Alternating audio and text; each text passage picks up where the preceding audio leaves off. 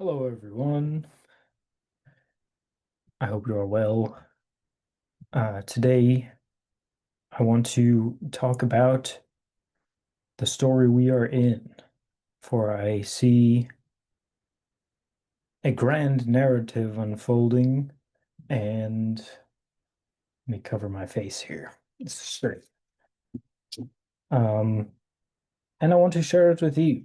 And first, this will be done via to start, I'm going to play a short clip. Roll the clip.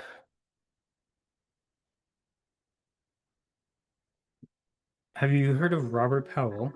He he by his calculations, he says that on the day of the crucifixion was um a Jupiter-Pluto opposition. Bada boom. So I don't know if that's true or not. Yeah, the Jupiter Pluto. Pluto is really interesting. Pluto gets a bad rap because it's associated with the id and whatnot, but Pluto Pluto is also, I would say, fundamentally what Pluto is. It's the archetype of separation. It's in polar opposition to Neptune. Neptune is the archetype of primordial oneness. It is the abyssal ocean. It is the womb. It is the undifferentiated state prior to birth. Pluto is the sense of division between self and world, and so that's why Pluto, out of that plutonic separation, emerges the anxiety and paranoia, which are associated with Pluto, but also the libidinality associated with Pluto, which you could think of as a kind of a will to return to that Neptunian state. And also the regenerative powers of the body, because that anxiety also becomes a will to survive, to persevere. And so it's interesting there with the Jupiter and Pluto, because Pluto definitely within the context of, so that was the, so 33, so that would have been the crucifixion, right? Yeah. So, yeah, that's interesting. And then Jupiter's the archetypal father, and then Pluto is the ultimate separation. And that's kind of, I mean, that's what the crucifixion is. It is the ultimate separation, right? So I can see how that makes sense. Yeah. Father, why hast thou forsaken me? And then also following that, there's another big configuration shortly after, right here, which is this big grand trine, and it's Saturn and Jupiter in the black hole. I'm like, whoa. So yeah, and that's shortly after in 2027. Now, you were also talking about triangles in terms of like the dominance. Like I believe you said that this would be like a masculine type of situation. So this would be an augmented chord, which would be the point of greatest separation.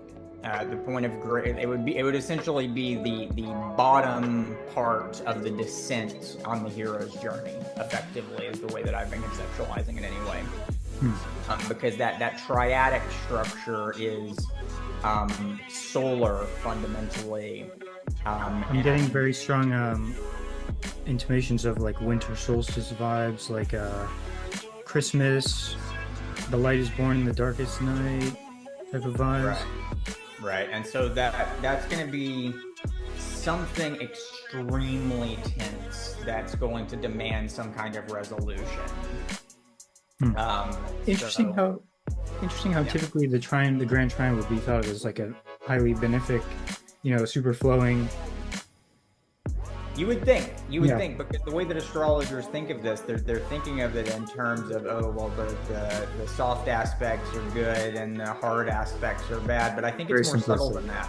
Yeah. It's not really about like soft is good and hard is difficult. It's more like hard is feminine, soft is masculine, and it's the imbalance between the two that is actually the where the friction comes from, I would say. Fascinating. Okay, welcome back. So, some stuff about this. I was just speaking about this with someone, and I want to share it with all of y'all as well, which is that and a bit more detail about it, which is that this Robert Powell guy who calculated this, the backstory there, here's a clip about that as well. I'm not going to play it, but I'll put a little thing.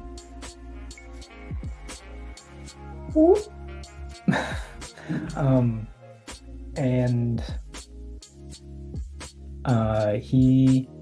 there was this mystic Catholic nun named Anne Catherine Emmerich who had visions of the life of Christ, and with like precise details where she could be like, oh, it was this particular holiday and the moon, there was a new moon, or this day of the week and stuff.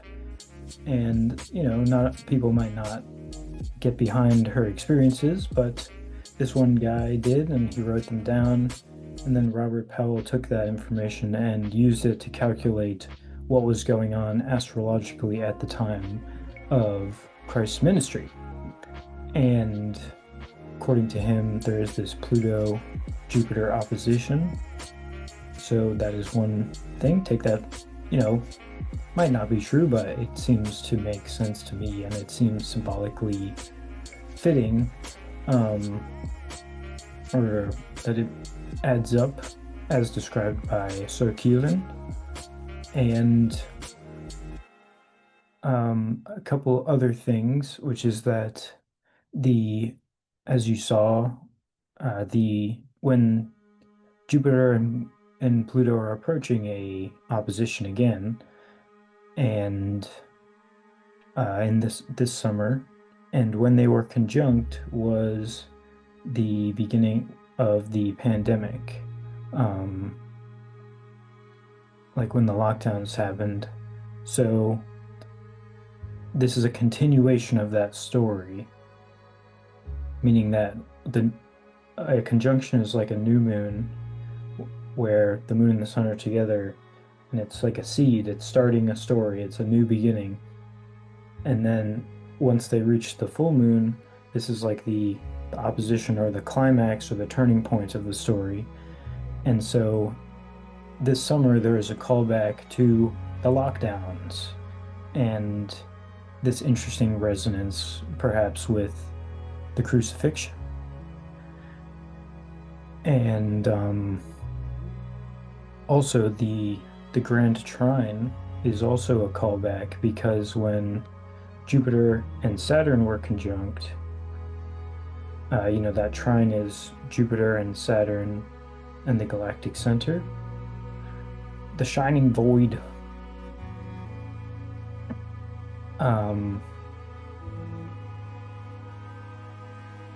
And when they were conjunct was in December of 2020 on the winter solstice, when there was an eclipse right around there too. And that is the day that this image, as a cosmogram, was given to humanity, and as well as the same day that the first vaccine was administered. And I believe that this was astrological black magic. They selected this date for this reason. And Saturn and Jupiter is associated with transhumanism and the Ahrimanic powers that be in this world / Yaldabaoth. Archonic forces that be, and materialistic forces. And because Saturn and Jupiter are more Ahrimanic than they are Luciferic, or more earthly than they are heavenly. And so this callback, and in the way that Keelan described it, of this kind of hero's journey, sort of winter solstice type of maximum tension, masculine kind of hero's journey, turning point type of thing, I think it makes symbolic sense that Grand Trine would correspond with some sort of further revelation about the vaccines, and or about, let's say, Abraxian Christianity. or like the story of the cosmogram in the Age of Aquarius, essentially. And there's also an angle where the galactic center, some would say that it is responsible for the geomagnetic and solar magnetic changes, through these big waves it sends out, and how those things could create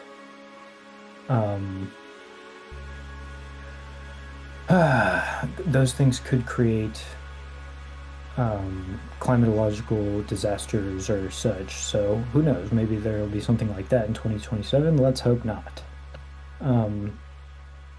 But let us not hide this possibility from our mind. It is good to face these possibilities squarely in the face. Okay, so that is that. And one more thing about that, which I've discussed, and I think it can be seen in that great conjunction of December 2020 at 0 degrees of Aquarius, where Saturn and Jupiter were conjunct. This dichotomy between the transhumanist slash Ahrimanic vaccines and the reappearance of Christ in the etheric, and how that process is being assisted through people like Galahad or Adonis with the cosmogram, and such that we are in this spiritual warfare where the etheric body, our body of habits and the things that we do,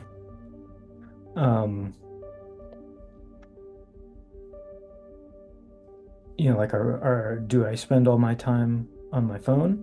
This is the incarnation of Ahriman. This is me being transhumanized, turned into a robot and just a cog in the machine, and my thinking this dead thinking, kind of idolatrous and dogmatic, or kind of dead concepts? Or is it this enlivened thinking where we have true freedom, the true freedom of kind of submitting to Christ? And yeah, and I think what's up with these vaccines is that they are debilitating the physical body such that someone does not have the wherewithal or wellness to be able to do the spiritual work that is required to tame the astral body, transform our desires and our passions such that they are oriented towards God, so that you can see through the astral body, from the eye, through the astral body, to the etheric body, where you can see this battle taking place between Christ and Ahriman, trying to win your heart, essentially win your etheric body, and determine what types of patterns and habits you enact in the world. And we are called to develop this etheric vision such that we can see these things taking place, and that is essentially this symbolic perception, clairvoyance. This is my crazy theory, all right? But I don't think it's crazy that this kind of symbolic or holistic or gestalt-oriented perception is what we're being called to develop. And for Steiner, that is the same thing as imaginative or artistic consciousness, creative consciousness. And this connects to eurythmy insofar as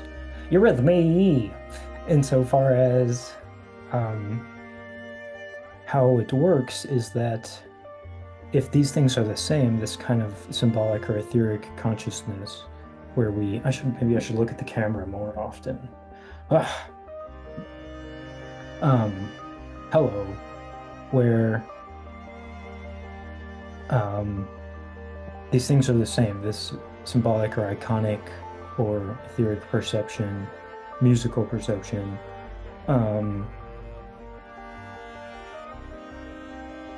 it's the same as the creative act insofar as you're perceiving these wholes and you're focusing and emphasizing certain identities, as Peugeot would say, or like noticing certain entities or and that whatever you how your rhythm works or how language works is that whatever you are attending to naturally shines through your behavior. You know, like if I'm attending to politics, then I'm going to my actions and the things that I say to other people are going to be about politics, you know?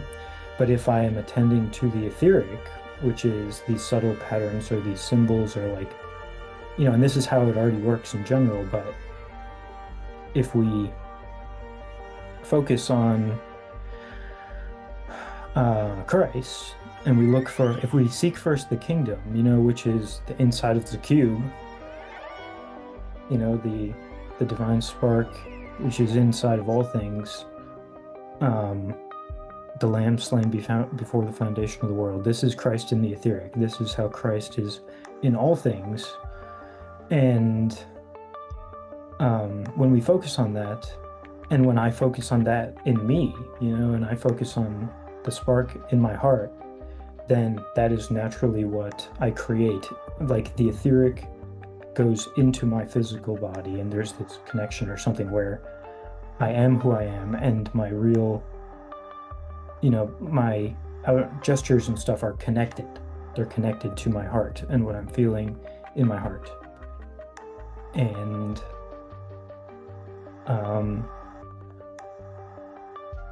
and when we do that, you know, then we change what other people attend to. You know, when they see the shining etheric, you know, when they see this spiritual aspect imbuing someone's speaking and their behavior and stuff, then through mimesis and resonance and stuff like that, they are moved more into that mode of consciousness as well. You know, when you see a beautiful piece of art or something like that, you know, it helps move you into that state. So this is also partially why I'm so adamant about eurythmy. You know, this is the context, is that we have to learn this noetic faculty of perception and speech to speak, to be in touch with the noetic and to put it into our speech act, you know, to incarnate our meaning in a way which is an appropriate veiling and unveiling depending on context. You know, it's not just to shine. Then this is this powerful participation in the spiritual warfare of our times, which is so desperately important. So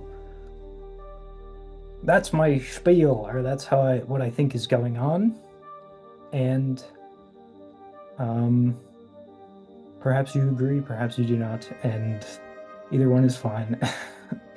I can be a bit Sagittarius, being like, this is the way it is, and why don't you agree?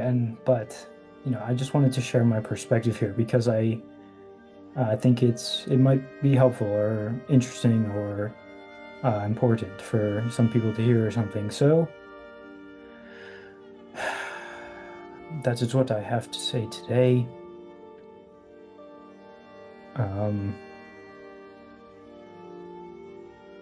Yes, may you go forth in peace and do the thing, do the eurythmy, do it. You have to do it. Do it. Like Terence McKenna said, the machine elves, they would say, do it. Okay. Do this thing, produce these objects, these physical expressions of the spiritual. Okay. Okay. That's what I have to say. Yeah, and this is the crazy stuff. This all connects back to this crazy psychedelic experience I had in 2016. And I feel like I'm rounding the corner in terms of understanding and integrating that experience. So, and part of that is sharing it with you. So, I hope this finds you well. Happy Easter. Christ is risen. Um,